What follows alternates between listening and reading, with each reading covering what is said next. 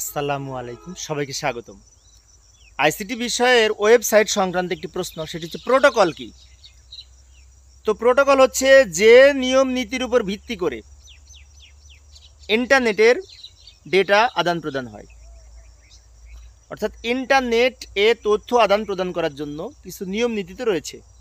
তো এই নিয়ম নীতি হচ্ছে প্রোটোকল।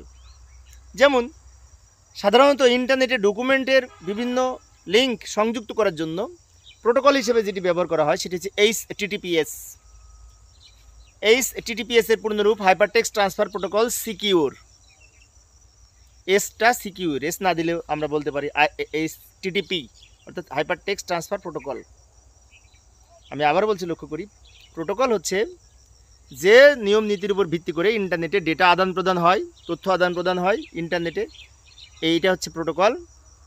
আর সাধারণত HTTPS প্রোটোকল হিসেবে ব্যবহৃত হয়। যেমন আমি যদি একটা ঠিকানা লিখতে যাই www.google.com, ওই লেখার সাথে সাথে প্রথমে কিন্তু HTTPS শো করে, তাই না? This is the protocol.